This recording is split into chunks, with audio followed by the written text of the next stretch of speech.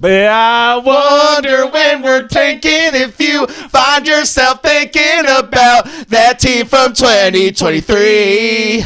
And Vivek thought he knew better. This season's taking forever, and that's our 7th loss in a row. And now we need Scott Perry to make some moves for this team. Please bless us, Adam Silver, in this upcoming draft lottery. Does it ever make you sad to know that's our 7 games in a row? Oh, games in a row! 7 games in a row. Welcome back to the Kang Gang Pod. That was a full-on concert that we just put on. I feel like Morgan. Shouts out Mr. Wallen. Mr. Morgan Wallen. I know I'm not like a big country guy. I went to Nashville in 2023, and let me tell you this, boys.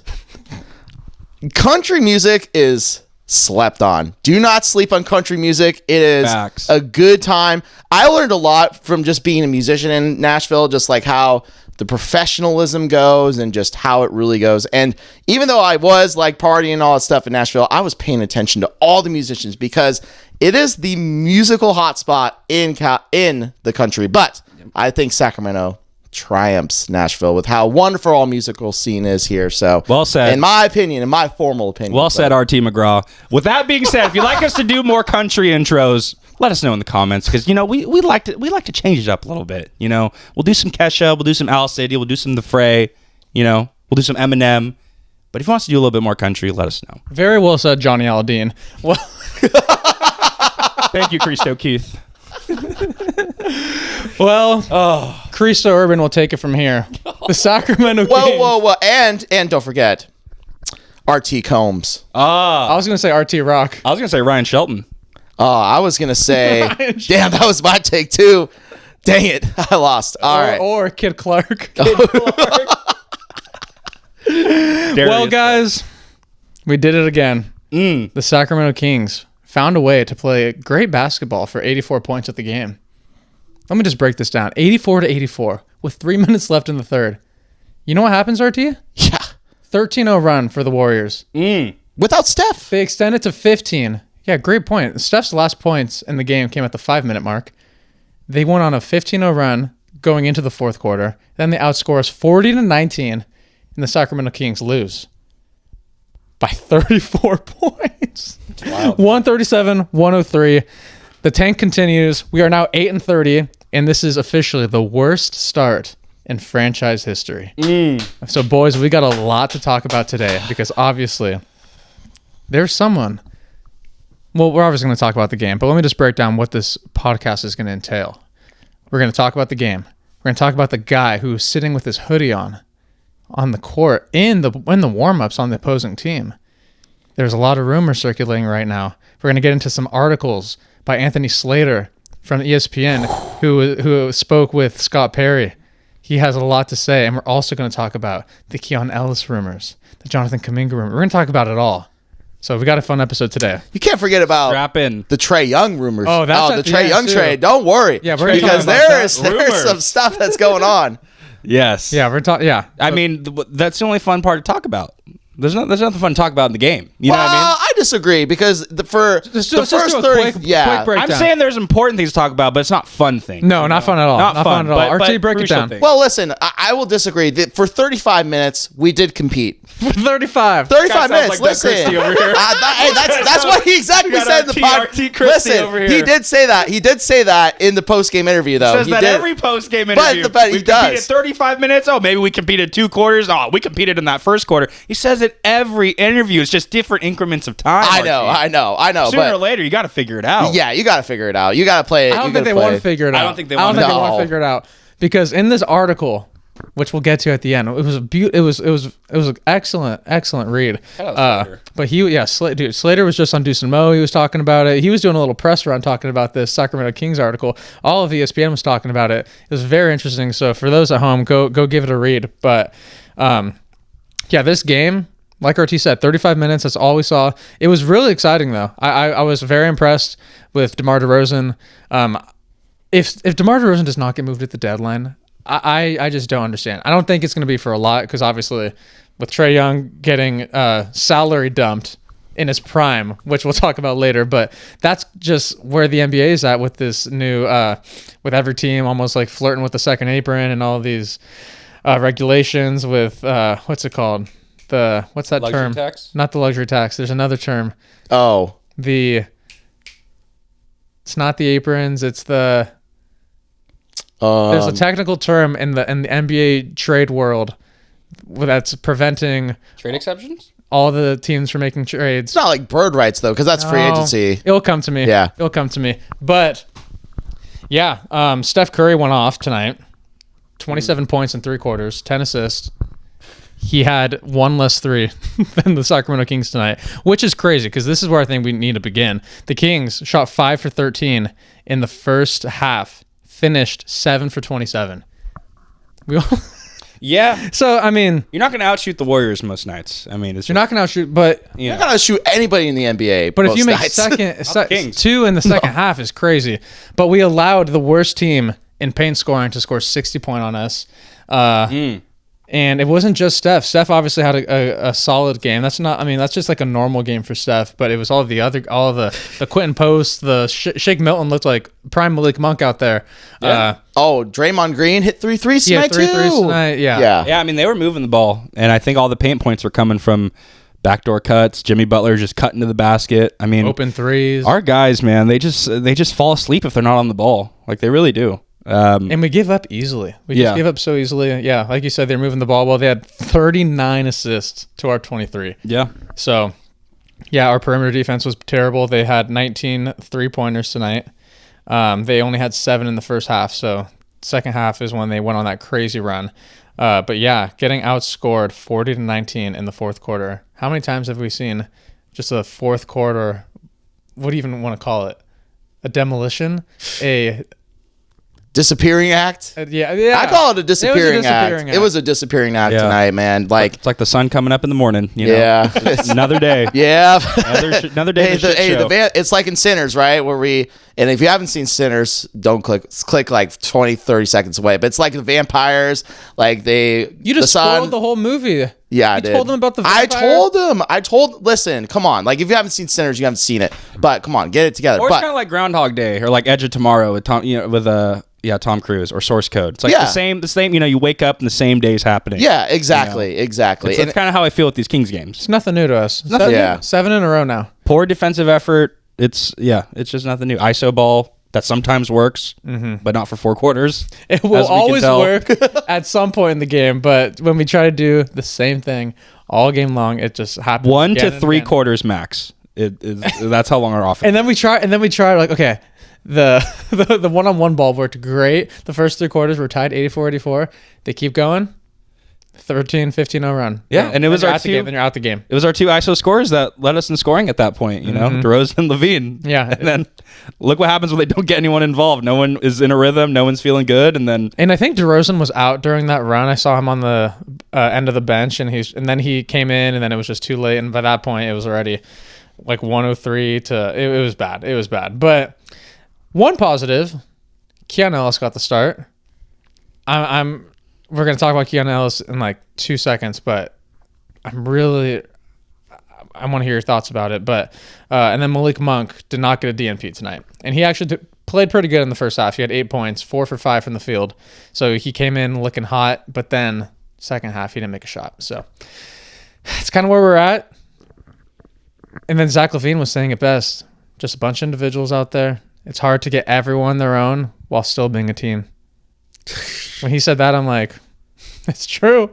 How do you get Levine going, DeRozan going, Sabonis when he's going, when he's healthy going, Keegan? How do you get everyone going and then still collectively play as a team?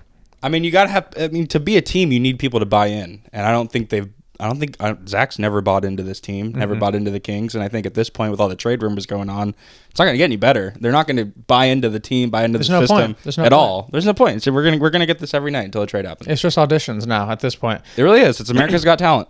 So when you talked about what you just said right there, it made me a perfect point of the article. one of the points that Anthony Slater was saying, that the reason why we brought in Russell Westbrook and Dennis Schroeder was not because we were trying to like make a magical run with this revamped team. It was to shift the identity of the team, because guys like that, because like when we were getting clowned when we signed them in the beginning of the season, because they're like, why are you spending this much money on this guy, like what are you guys doing? But the whole reason why they brought them here was to get the whole, like, just to, like, bring a different type of energy for the team. They weren't hoping it was going to result in wins. They were more hoping that it would just give a new mentality around the team. So that was the point on why they brought them in.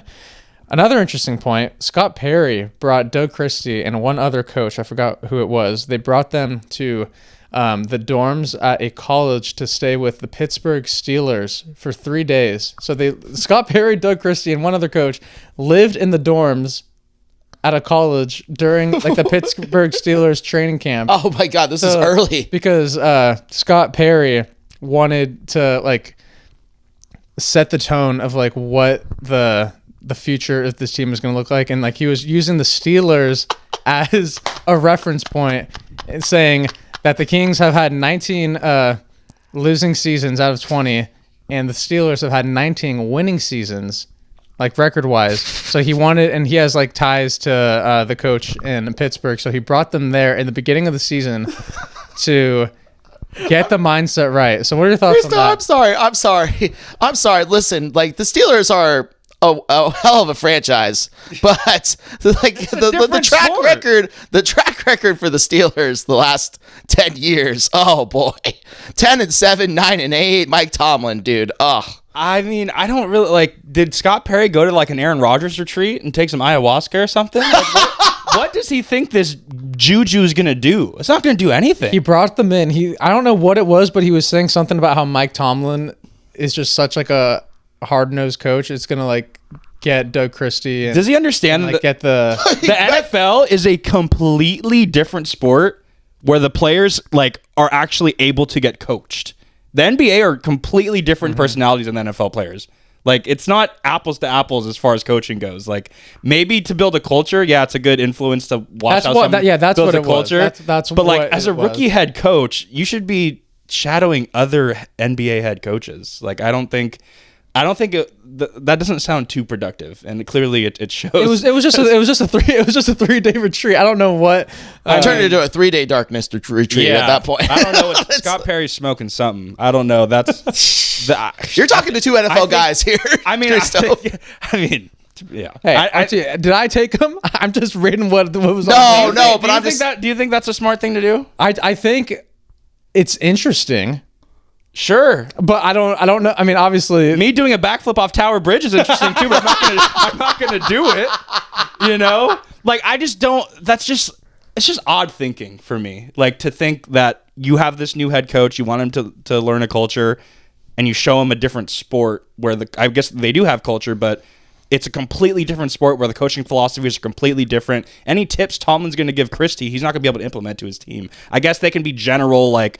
Bring people together, blah, blah, blah. But like the personalities in the NFL are so much different than personalities in the NBA. I can completely agree. And with the that. NFL, you are relied on coaching so much more than the NBA. In the NBA, you kind of have to play like the friend for the players, right? You have to be the relationship. Was the friend, yeah. Exactly. So I just think they're two completely different coaching styles for Scott Perry to think that could be a productive meeting.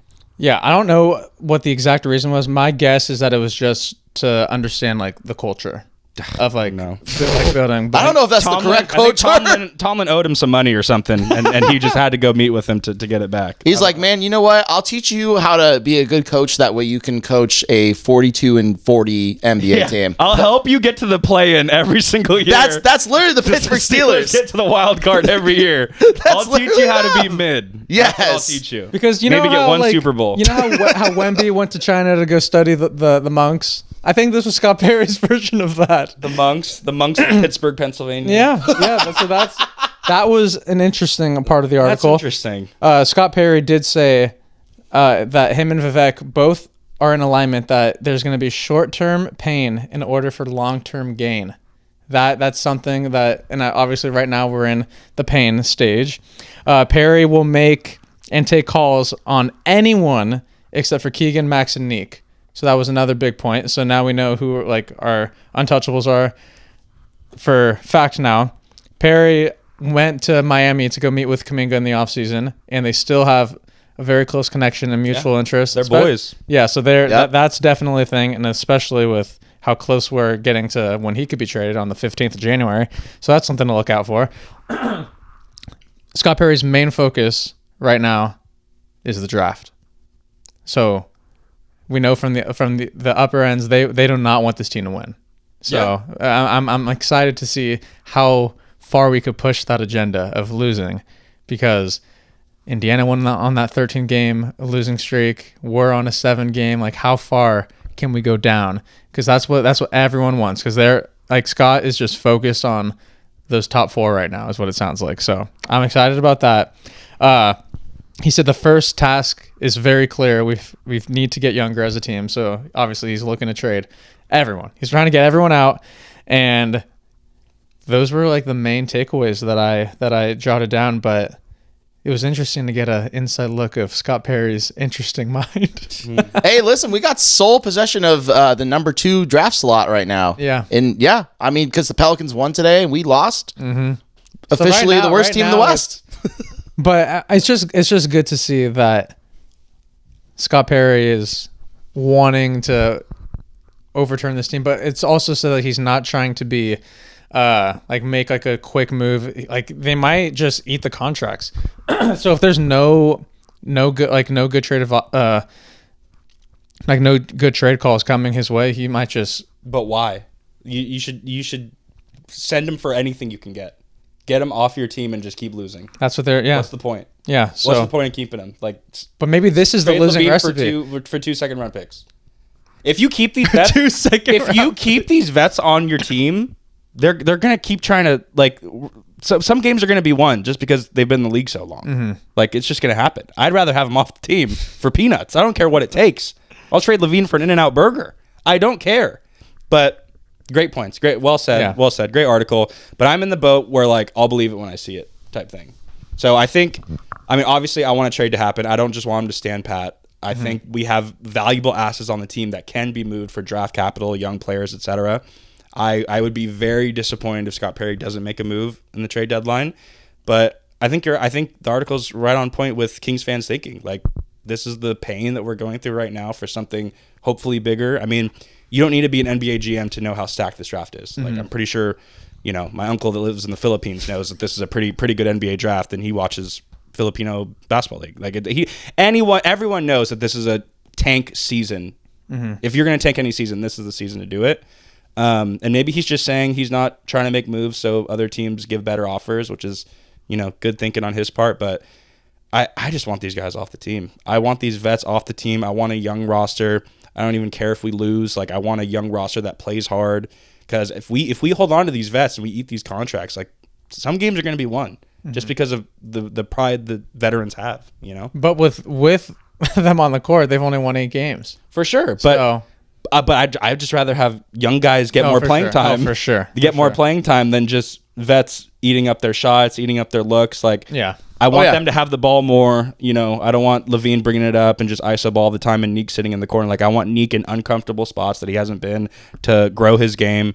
So I don't want these vets on the team. I mean, you also got to think of it too, right? Because like Johnny mentioned, there are some games down the road that are very winnable. We haven't played the Brooklyn Nets yet all season. We haven't played the New Orleans Pelicans yet all season. We haven't played the Washington Wizards yet. We haven't played the Charlotte Hornets. Those are like the bottom feeder teams. We've only played the Pacers once. But when you look at the bottom feeder teams, if you look at talent on talent paper, who's going to win most of those games? It's probably the Kings. So that's the point. Is like, never count us out. No, that's what I'm saying. We could have an insane run in March and could ultimately mess up our draft spot. Right. And these vets have no incentives to tank for us. Like, they're trying to build their value. They're trying to, hit certain numbers to get their next contract higher. Like, they have no incentive to be aligned with Scott Perry and just suck for no reason. Like, they're going to keep trying to be better as players. Yeah, but there could be a world where there's calls to not play them. That could be a thing too. So, but I think, if you're Levine and you're looking for a big contract after next year, you'd want to play every single game. You'd want to raise that value. You're looking at your next team, right, after this season going forward. So I don't think they're going to say, no way, I'm playing. Like, I have to play. I have to get my numbers up. Yeah, it wouldn't be a good solution to have all these guys on the team. Like, yeah, I mean, I do think so many reasons. I do think. Well, Anthony was saying that there should be at least one move, like, and I think he was leaning towards DeRozan should be the easiest to get off the books because of that $10 million guaranteed next year. Like, that's very appetizing for some teams. But he was also like he was the one that was making the points where like it wouldn't be the worst decision to just like if you can't make a trade, like if you're not getting any calls or anything that of any interest, like it's not the worst decision to eat the contracts. That's what in his words what he was saying. Well, you could always trade in the offseason too. Yeah. So I think maybe that's the point he was getting at. But if there's a decent offer out there for Levine, even if it's not what his value should be, I think Scott Perry should take it. I don't think he should wait for the absolute best offer for Zach. I think it's better to have him off the team for the second half of the season for tanking purposes so we get a better draft pick. If it's like, a scenario where only we're getting second rounders or some bum young player and then a second rounder, then yeah, maybe hold off till the offseason. But I don't think Scott Perry's like he shouldn't have high expectations. Like he just does he not shouldn't expect like something crazy. Like you should be able to he should value moving Levine more than whatever he's getting back. They were saying that like he's just trying to avoid with all costs like getting long-term money back because like Levine, it's basically an expiring contract. Obviously, he's probably going to opt in, but then that's the last year.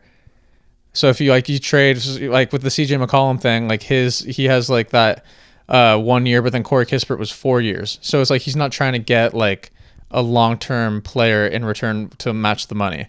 So that's why it's going to be difficult from you got to make what the they money were saying. work. Yeah. But he's just not trying to get because like Levine's almost done. So it's like the Bulls ate some of it, we're eating the rest. So it's like we're almost at the end of the plate. It's like if we trade him and get like a big contract in return, then it's like you're in the same boat. Yeah, I mean, financially, you can get a couple players that maybe are on their last year though. Yeah, like someone making like it would have to be someone making like 10, that, yeah. someone making 20, and then a couple expirings. But yeah, you're right. It does have to be the money has to work, and then it has to be after this season. It needs to be timely too. Like it can't be like a long-term thing. Well, that's the benefit. Yeah, at least Levine only has 1 more year, and it's a player option. So hopefully he hates Zach so much he declines it. Yeah, he's like, hey, I'm out of here. He does, but yeah, I don't know. I mean, How for do you the turn down contract, 49? Yeah. I don't know why you would ever try. No, just to make potentially less. No shot. He's probably gonna get, I would guess, like maybe like a 3-year 75. Yeah, from that's team. the contract. So, like, I would assume. Why would you say no to 49? You're getting Right. 1 year. You're getting more than half of that next contract in 1 year. So next order of business. This was posted today. A guy named Monte Poole from NBC Sports reported that the Kings are the only team showing interest in Jonathon Kuminga right now. And obviously it was reported in the summer, Monk in a first-round pick. That first-round pick is officially off the table. Thank God, because that would have been terrible. bad. So, Jonathon Kuminga, I want to hear from both of you, starting with RT Clark. The guy who's not played a game since, I think, December 15th. Something like that. There's almost a very, very weird situation going on. It's been the longest stalemate between Kuminga and Steve Kerr and the Warriors. So, do you want to see him in a Kings uniform? I'm still on the fence to it, for me, to be honest, because I do think he is a player, has a limited ceiling when it comes to it. I do really think the age is the most intriguing thing. He is only 22 years old, so I wouldn't mind taking a shot at him, but it has to be in a situation where he can't be the 4th or 5th option on this team. He needs to be the second option. I probably assume that Keegan is still the number 1 option because that's our guy, but he needs to be that second option as a wing where he needs to improve his shooting. Obviously, there are glimpses, especially in the playoffs last year when he played against Minnesota.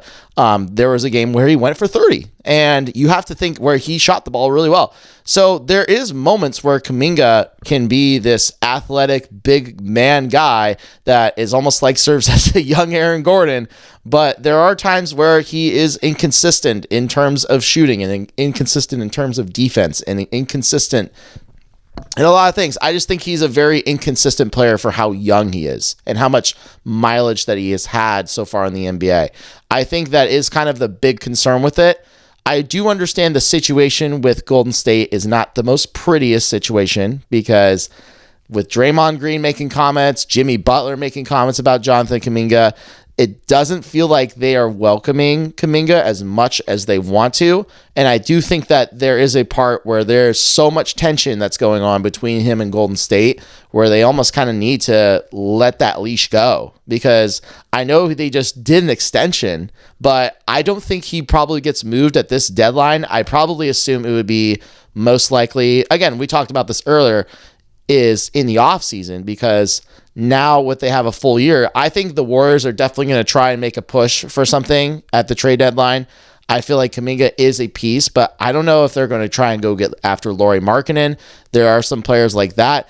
So it's going to be very interesting to see how the dynamic goes. But for the Kings, I'm still on the fence. I'm not really sure if I want Kuminga on my team, just based off inconsistencies that I've seen at 22 years old.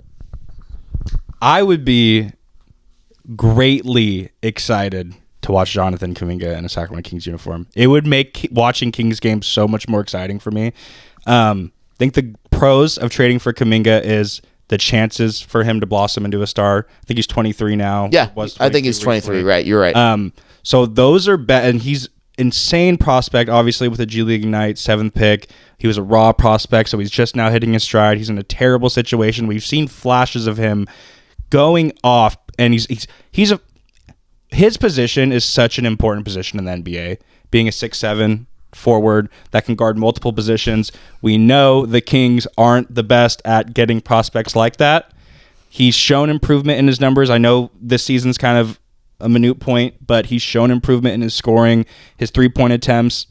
You know, he's only been shooting 33% from 3, but only on about 2 or 3 attempts, so hopefully that goes up. So I think there's a chance that Kuminga could really blossom, and I think another benefit is he's under team control. So if we're able to get him this year, we'll have him for a team option next year. Yeah, that's true. So I think Kuminga is an exciting player. He'll be fun to watch right away, but he's also a gamble that you take. But like RT said, the Warriors having Steph Curry on basically a ticking time bomb, you only have him for a certain amount of time, might look to make a bigger splash move to get someone better next to Steph. So I hope it works out. I hope we get Kuminga.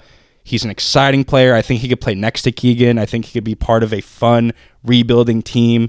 I think he'll play great defense. I think he'll be athletic. I think there's parts of his game that he hasn't been able to show on Golden State.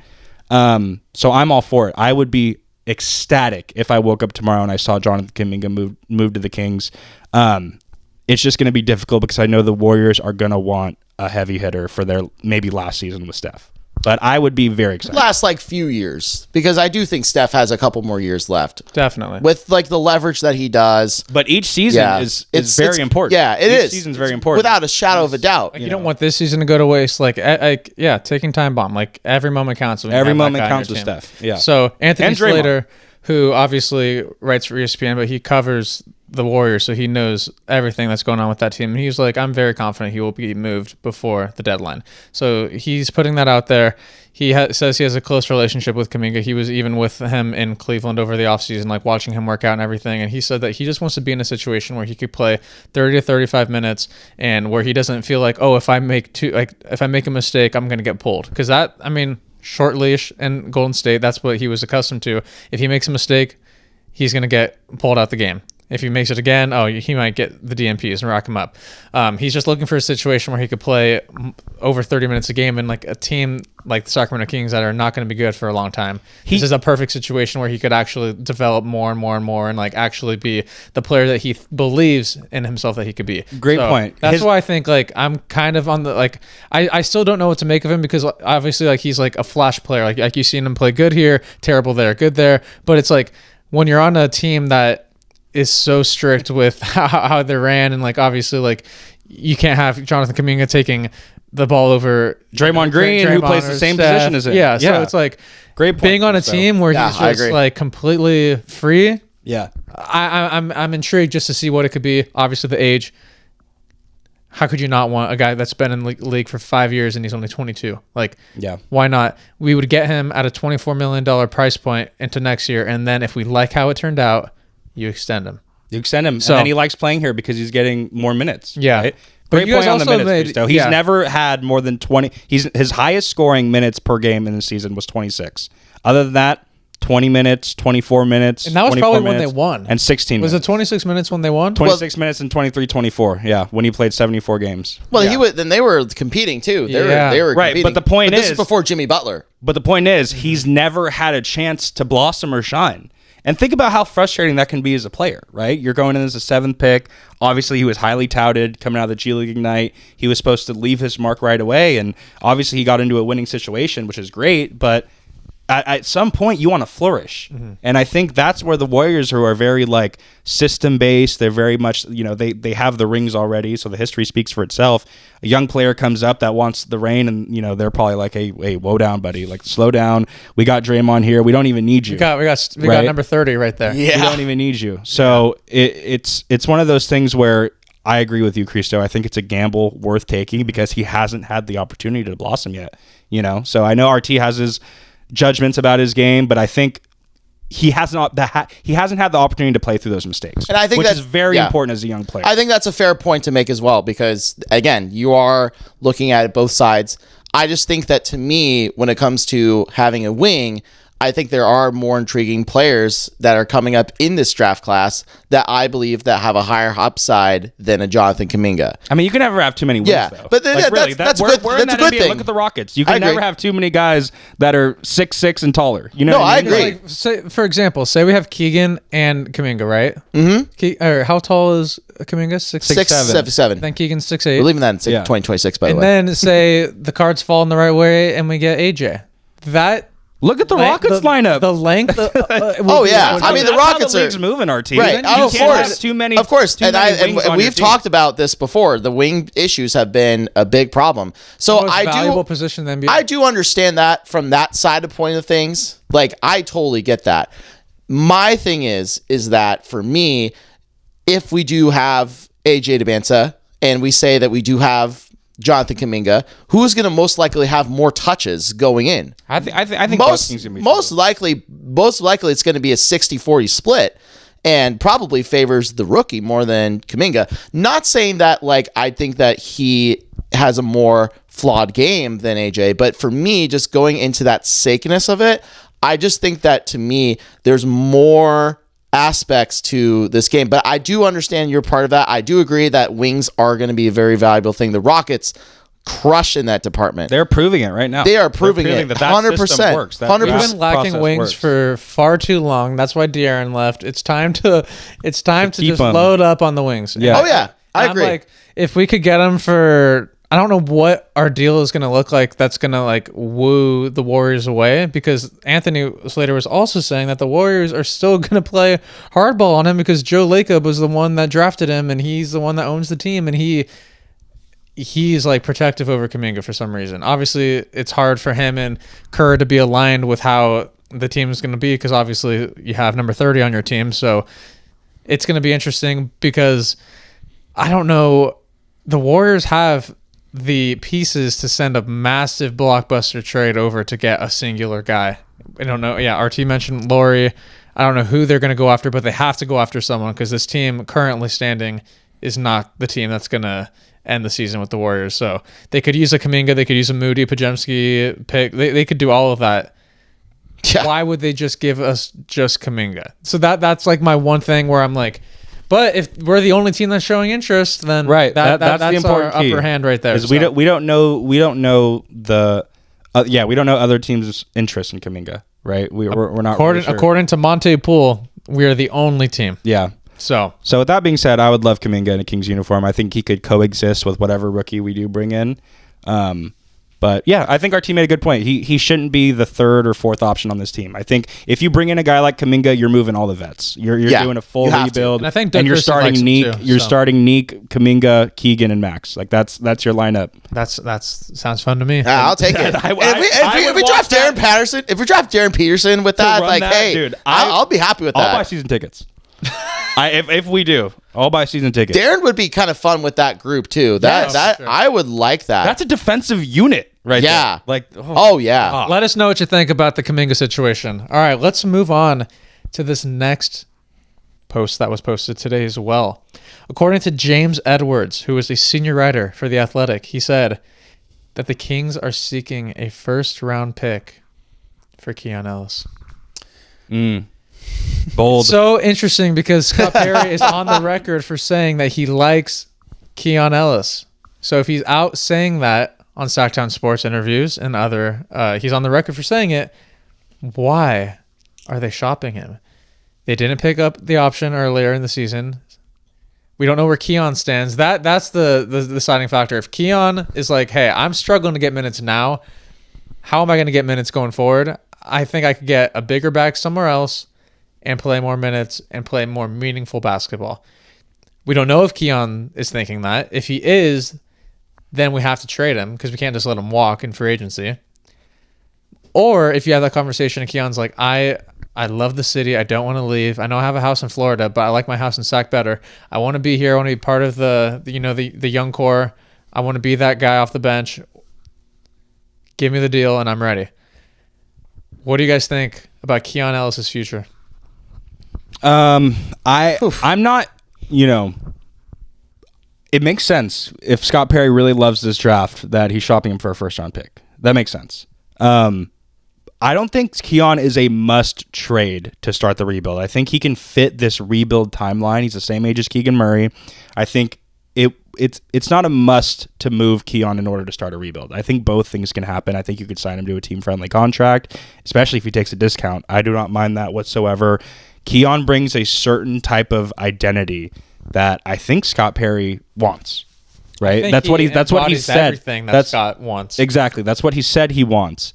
So I'm hoping the rumors are just smoke and mirrors, but who knows? I mean, a first round pick in this draft is really valuable. It's really good. It's very. We don't know if the first round pick that he's seeking is for next year, though. Well, next year, this is 2026 is the year. Next year, 2027, it is full of mystery. I'm assuming it's this year. If it's this year, I don't blame him.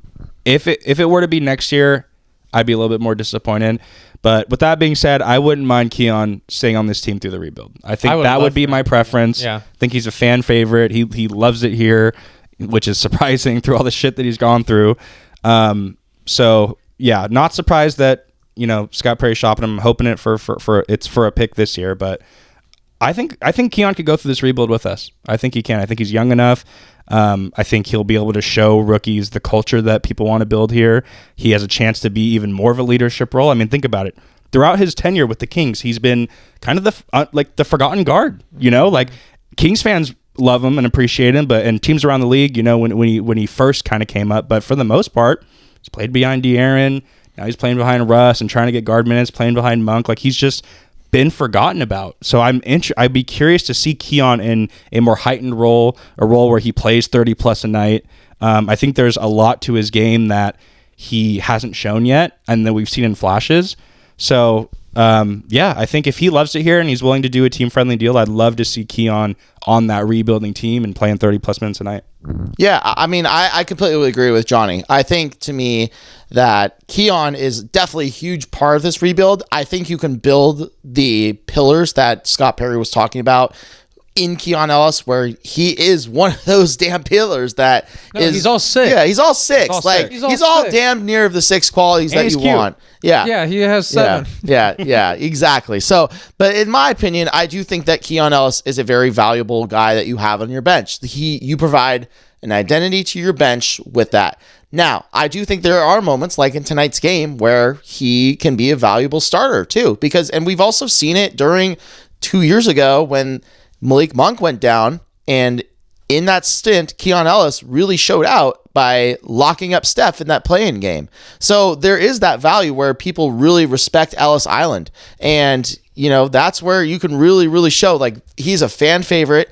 I think if he gets dealt, you lose a lot of fans in that perspective too. So you got to also think from the fan side of things as well. But to me, I really think that Keon Ellis, I think, is a huge part. I think he stays. I want to see him on a team-friendly contract like Johnny was mentioning. And I really think, to me, the biggest part is, how are they going to do the contract extension negotiation? Because they have until the end of February to make it's coming up quick. So it's a very big decision. And I think that if they do decide to keep Keon past the deadline, their move needs to be getting an extension done before the end of February. I think that's a great point, and I think that also emphasizes the point to move these vet contracts, to move Levine's contract, to move DeRozan's contract, to have more money to spend on these young guys. Right, RT? I completely agree. You want as much availability to funds as possible to pay a Keon Ellis. You don't want a Levine $49 million contract there to hinder you. You don't. I completely... I would be very upset if we have that contract on our books in the offseason. So great point, RT. We want as much leeway as possible for negotiations with Keon. Yeah, I mean, it's going to happen fast. Like it has to. I hope these conversations are already being talked about. I'm curious where Keon stands, because he's been kind of disrespected, honestly, this season. So many DNPs. I mean, basically his whole career here, he's been getting... I mean, he's just been the forgotten player on just the last 2 years alone. Yeah. Well, I mean, the beginning of the season, obviously, he never really broke out until that second year, which was the 23-24 season. And then ever since then, it's just random DMPs. Ever since we started the podcast, it's just really been a lot of DMPs, and we're just scratching our head, whether it's from Mike Brown or from Doug Christie. You know, it's the same story where it's like, we need to have faith in Keon Ellis, and I think that Scott Perry has faith in Keon Ellis. I want to see ownership. I want to see the coaches have faith in him, and I think if they do get a contract where they do trade away some of these veteran guys, then the money's got to go somewhere. You got to put the money to Keon. You got to put the money to Keon. It will be interesting though, because they are saying that in order to get rid of a big contract, you might need to attach draft compensation, which would be the worst decision for Scott Perry to do. So Keon might have to be attached to a deal. So that is also could be a reality for us. Let's attach Devin Carter. That could be a reality too. Do that. But Keon Ellis is known to being the biggest asset on our team right now. Yeah, so for sure. And all 29 NBA teams are looking at him right now. So we know Scott's phone is ringing. So we'll see what happens with Keon Ellis. But I think Keon's tapped in the community. I think he knows, even with the DNPs, he knows the Kings fans love him. I mean, Coach Christie praises him in every press conference, even if he doesn't play. So I think I'm hopeful that he'd resign on a team-friendly deal if he stays. He knows we appreciate him. Yeah, he knows Kings fans appreciate him. He knows Keon's tapped into Twitter, the local guy. He is tapped into Kings fandom, and us as Kings fans appreciate Keon Ellis, when he everyone does. The whole city does. Yeah, it's going to be interesting, but we will find out very, very soon with Keon. I'm excited just to see. Yeah. Not about Keon Ellis, but like I'm just excited. I'm just eager. This is an exciting time. This is a very exciting time. This is the time you check your phone. I think we're less than a month away. Yeah. And the first domino fell. Trae Young went for, some people were calling it a potato chip. Some people were calling it salary dumps. I don't know what you want Corey to call Kispert disrespect. Yeah. No draft. That is crazy. There's no draft compensation. No, there's no draft. And people were saying, like, they were making Trae Young's trade value so bad where they were saying Atlanta needed to attach draft compensation to get rid of him. So luckily Atlanta didn't have to do that, but they only get 2 players back, one of which is like the salary matcher, which is CJ McCollum, who's honestly still such a great player. He dropped 50 the other night. And that's why Washington's like, CJ has to be part of the deal. He's too good. We can't let the Wizards keep collecting wins right now because 2026 draft. So it was obviously Corey Kispert and CJ McCollum. So that's why I'm thinking, like, if a Levine deal happens, it's going to be something similar to that, where we get something. But it's crazy because I saw it on Twitter, and where people were saying, there was a tweet that blew up that was like, hey, if Trae Young's if his value is so low, like, good luck trying to trade Zach LaVine, because he might be in that same realm, not even lower. I think he's in the same realm too, because it's like, the contracts are similar. They both have the same weaknesses. Yeah, they're great offensive players, but the weaknesses are so noticeable. So I think that's why, like, when I saw the Trae Young only going for the 2 players, I was like, oh god. Yeah, Because that's how it goes. It's like you see one trade happen, and then like teams use that as like, oh well, Trey only went for this. Like we're not going to give you more for LaVine. It's so that's what I'm nervous about. John Morant was also rumored today that I saw a rumor for the first time that Memphis is opening to trade him. So. And then I saw another report that Chicago Bulls are interested in Zion. So all of the guys from that era are going to get traded. Well, they did mention that they're not going to trade Zion. There's a lot. Dude, what is up with the Pelicans? Get Dude, rid the of Pelicans. You guys got to get rid of your guys. Get rid of him. What the hell? Chris Haynes came up with this article. Why by the way, on earth are the Pelicans holding on to Zion? Yeah, I don't get that either. There's a lot of guys that they're trying to hold on to. It is ridiculous. Yeah, like what? Trey Murphy, Herb Jones, Derek Queen, they have Jeremiah so much trade Fears, value on their team. and you don't want to. Well, Derek Queen you want to keep. Yeah, no, like Trey Murphy, trade value, Fears. and Jeremiah Fears. Trey Murphy, Herb Jones, you could get tons back. Yes. Those are wings. Like people want those players. And Zion's like when he's healthy, he's an explosive guard that is almost damn near unguardable for his size. So dude, the Pelicans need a change of the guard ASAP. The ownership is just it's that boy Joe Dumars. Yeah, Joe Dumars. That dude's got. He doesn't know. Yeah, as bad as things are not here, thinking straight. It could be a lot worse. I tell myself that all the time because I look around the NBA. I'm like, Anthony Davis is seeking the 4-year $257, and now he's out. And I'm like, dude, our team could be led by Joe Dumars. That would have been worse. Our GM could have Nico Harrison. We could be in a much worse situation, but we have the most valuable asset. Our first round pick this year. We control our future, so that's the biggest thing to note. But yeah, the NBA is getting crazy. I think a lot will go down. I don't know who would trade for Anthony Davis because nobody anymore. Because he only wants the big paycheck. Which I did the math. It's like 65 a year, and it's probably going to like start with like 60, 63, 66, 70. Like that's. But here's the thing, though. Now that AD is out and is most likely not going to get traded, for teams that are going to look for a big man, obviously AD is a rim protector and provides you a really good offense. But it leads me to the point. Does that open the door now for a guy like Sabonis to be more in talks with trades? Oh, because Anthony Slater said that Sabonis has value. Yeah. It's just that the meniscus injury is what's holding things up. Yeah. And I think if he's cleared and has a couple games. So he's going to get reevaluated in like a week or two. So this is like perfect timing. So if everything comes back clear, then Sabonis could definitely be maybe some that, because honestly, like I keep forgetting we have Sabonis on our team because we haven't seen him play. We barely seen him play this year. Yeah. So that could be a big domino. That could be a huge. That could be a big piece. domino. And he could help out. I mean, he could help out a lot of teams, like in the East. Known, like that's I think a lot of teams in the East that like are Atlanta. Toronto I feel like could have made a move for AD. There's a lot of teams that could really, really have used AD, and now that he's out. I've seen him trade rumor where Memphis is involved, where we do Sabonis and Devin Carter for Ja Morant. Like I saw that deal potentially where Sabonis helps support Jaren Jackson in a way. They complement each other. I don't know. They just go super big over there. Sabonis, yeah, that's like they're double big. Yeah. Sign me up.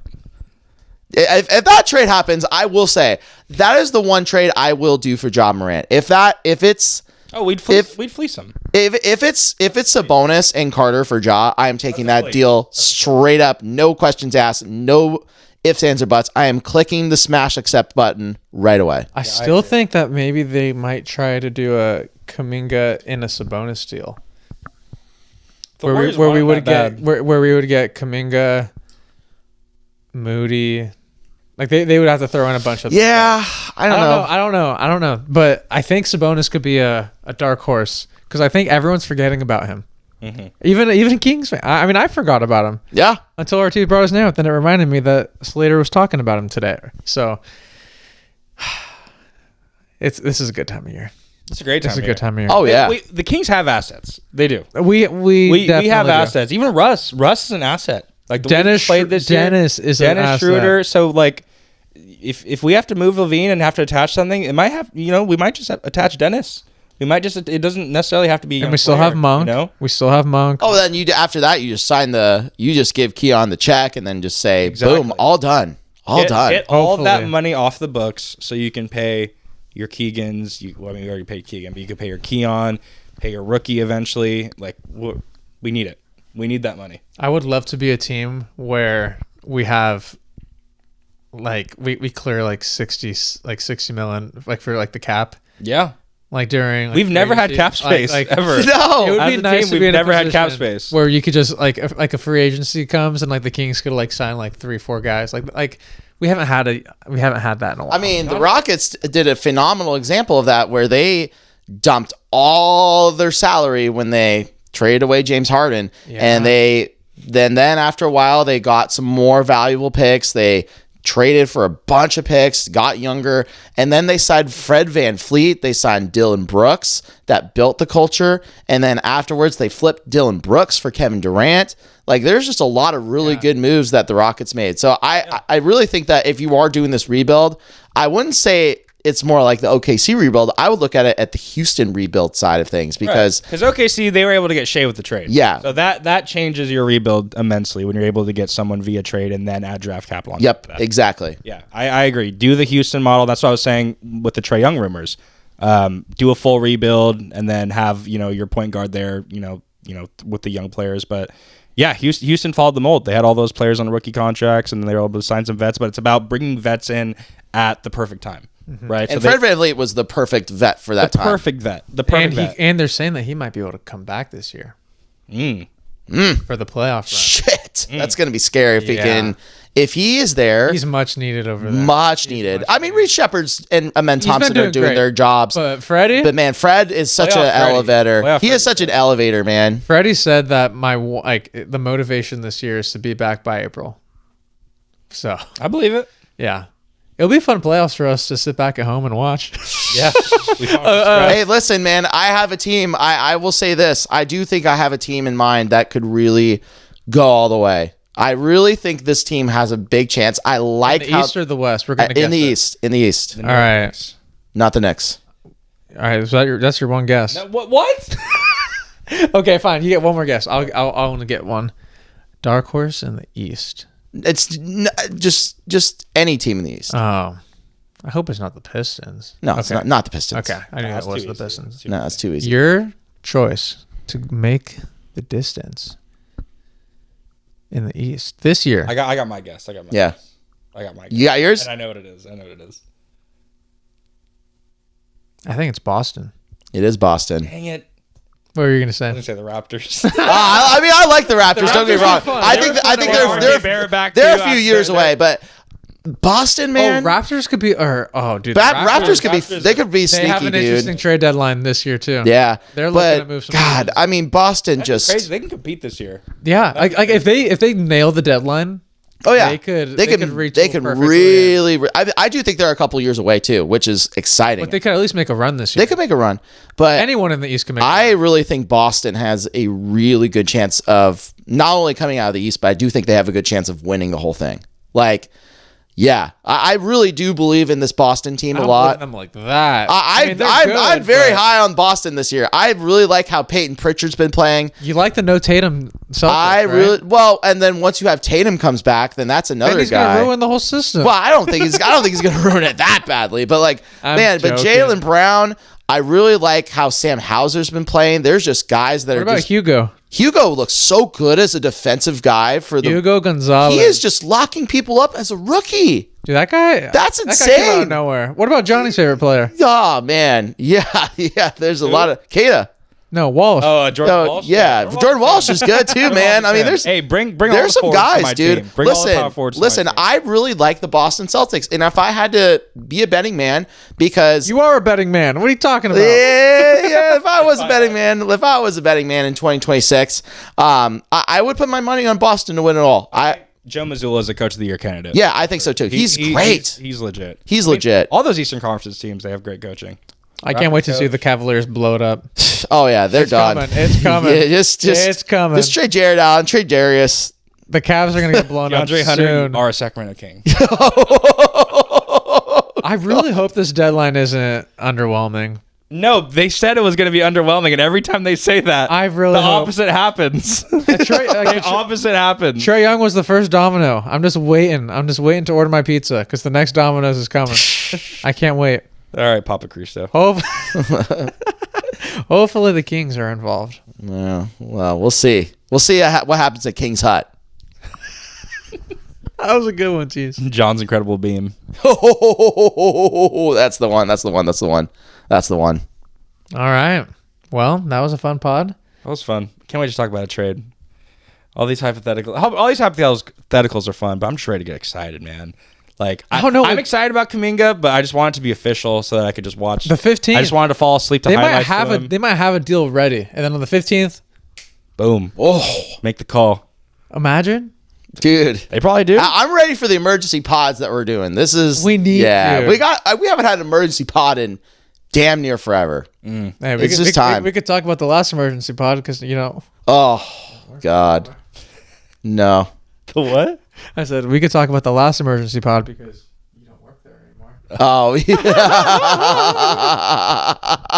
That was some legendary stuff.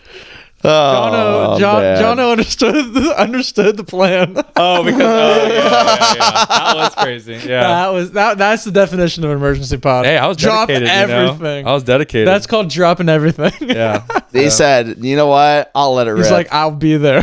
Yeah. Sorry, Gail. Duty calls. Oh God. Oh yeah. It was only a little bit early. Only a little bit early. It was only a little bit early. Yeah. Nothing. Nothing crazy. Nothing crazy. Yeah. Yeah. Live Always a little bit. Yeah. You gotta live a little bit. A little bit. I think our team might be sick the day of on February 5th. Yeah. I think our team might have. I'll call it. I'll make a sick day happen. I'll make a sick day happen. Sick on February 5th. I'll just come in here with the King's robe. Next time, that Dude, King's we robe. might need to do a live in suits on February 5th. Oh, that'd be so much Just fun. sit here for 6 hours. Oh, like get up at 6 a.m. and just be on all day waiting. Just be on. Just do a Kang Gang live We stream. get some good Dude, we clips could just from do a that. live stream. Yeah, a 6 hour start at like 6 a.m. Go 6 a.m. till noon, right? Till noon. Till noon. Yeah, well, let's do a 6 hour stream in suits like Put GMs. on Twitch and YouTube. We could do YouTube. Oh, yeah, You can YouTube. multicast. Yeah, YouTube. You can multicast. You can do Do you on Twitch. both? Yeah. Even TikTok, on dude. your- Even on your- TikTok would be kind of fun You too. TriCast? I think you Yeah. can. Yeah. Yeah. And then we'll set up RT's phone for Instagram Live too. Oh yeah, that'd be fun. RT will bring in the second tripod and we'll just have it right there and get the alternate angle. Yes. Why not? I'll go live on Spaces. I'll get the Twitter. We could be going every live possible. Did you guys see that Matt George is leaving the Locked On Kings Yeah. podcast? He Yeah. and now he's Started the joining. Matt George podcast. And then he's at Sacktown Sports. no, that's Scott pretty Martin. cool. Shouts out to him. That's exciting. That's a huge thing. And then I watched his video today. it was incredible. His Yeah. his farewell video. And I but was like, dang, it's a good call. 2,000 episodes. He was dedicated to the grind. I don't know who they're gonna get next, but Yeah, I know because I was thinking about that. I'm like, is RT getting the call? A local guy. Dude, that Locked would On. be Dude, Drew gets the On spot. Local. That'd be a insane. Locked On local would be crazy. That would be crazy. All right, if you made it to the very end of the podcast, we might be getting Matt Barnes on the pod. So we're in DMs right now. We're just trying to figure out a time. Stay tuned for that. So be ready for that. So what I'm trying to figure out how to do is obviously our same setup, but then we throw Matt on the screen. So we throw him on the screen. You probably need another laptop, huh? I'm trying to figure it out. Or he might, worst case scenario, he might he'll just be on the laptop, but like we'll maybe like put the laptop by the camera so that like it looks like we're looking at him and at the camera, so it's not like we're looking to the side the whole time. But that would be Make it work. yeah. I'm excited. I asked him, I was like, are you going to be in SAC? Like, do you have any plans to ever like come back to SAC? Because like it'd be cool to have you in person. And he's like, unfortunately, no plans to go back to I don't SAC. blame him. I was like, Does he live in he lives in LA? I think so. Yeah, because his kids go to Crespi. I think. Yeah. So I was like, I might as well ask. But I mean, dude, Zoom works fine. Maybe Yeah. we have a Matt Barnes trade deadline, post trade deadline recap. Yeah, like it doesn't need to be. It could be whenever. Yeah, post trade deadline recap. I know he's would down be- though. I know he's down. That would do numbers. Him talk about the new pieces. Yeah, That would do That'd be numbers. crazy. that would be a good time to have him too. But I want to have him on and talk about his like. We could even do it in the offseason because I want to talk about like his time. Oh yeah, because 'Cause there's then I- bolts. Dude, he had it twice, he- 2 stints. He left it so much he came back twice. But I think he has strong feelings about this team for multiple reasons. One, because he's from here. He's played here twice, and then he got fired. So we have a lot to talk about. Yeah, he doesn't work for them anymore. Yeah. He So has I no think I filter. think he and like you saw the comments on the post. So like he's not afraid ready. to say what Yeah. He's what ready he to feels. speak. I didn't have that in my 2026 bingo card. And also, I didn't think. I mean, like he's like the one person that would like not hold back. No, not at all. Anyone else would be like, they can't say certain stuff. But like with Matt, doesn't like care. He doesn't care. He doesn't care. He will always be loved by the city no matter what. Yeah. But he doesn't care. What and, what the uppers he's say. and he's a Sacktown dude too. Yeah. Del Campo legend. Dude, we're Yeah. so close to Del Camp. It's so fun. It's like it's a 10-minute drive Yeah. here. Crazy. He probably knows. I'll say, you know about Robinson Avenue? He probably knows exactly where this is. Yeah. You know, Like off route? He's like, hey man, you know Mark and Monica's? He'll be like right next to Yanni's Bar and Grill. I used to go there all the time. All right. Well, that was a fun pod. That was great. 7 in a row. Hey. Rockets next. Rockets and then Lakers. Ooh. And then the Knicks. Are you guys going to the game Sunday? I'm actually going on Sunday. I'm gonna be going. going with my little cousins. Oh, let's go. With Jude and Nico. They're Let's in town. go. Jude and Nico are back from Germany. Let Let's me know if go. there's seats near you. I'll sneak down. We're going to try. So what we're doing, maybe I shouldn't say this. He's not watching. They bought tickets up top. I have my seats. You and Maya. No, well, Maya's in Oregon. So So me and like Jude, for example, will have 2 tickets. Desi bought 2 tickets for her and Nico.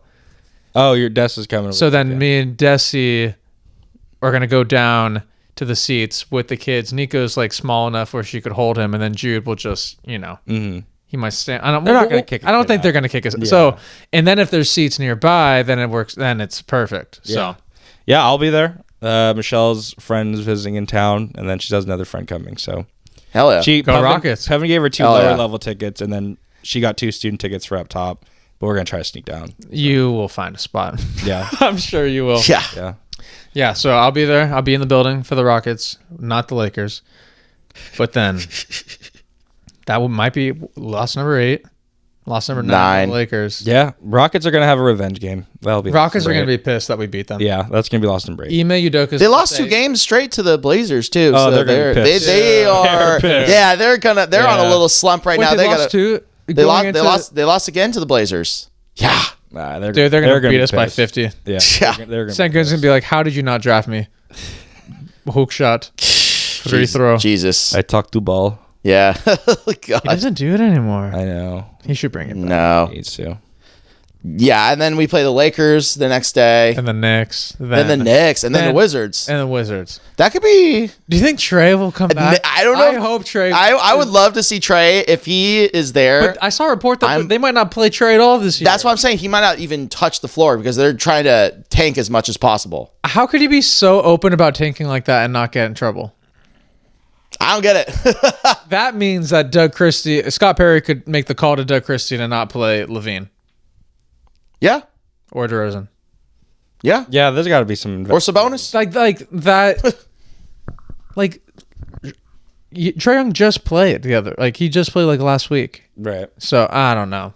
I think that's crazy. Spooky stuff the going guy on. play. Some spooky stuff going on. He's not going to affect the position too much. Just No. let the guy play. Let him play. Let him play. Alex Sarr needs him. Dude. Yeah. That's honestly going to be They need to build chemistry. Dude, Trey Johnson. that's so the good. perfect point guard for Alex Sarr. Trey. Yeah, the Warriors or the Wizards might be scary next year. Whew.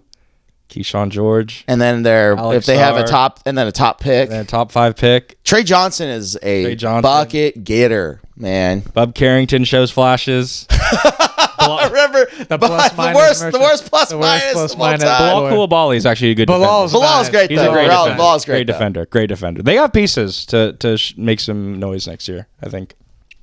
I don't know how loud the noise is going to be, but they can. They They have make some potential noise. Yeah. to make. They'll be like a fun league pass watch, but They have potential for like something like that.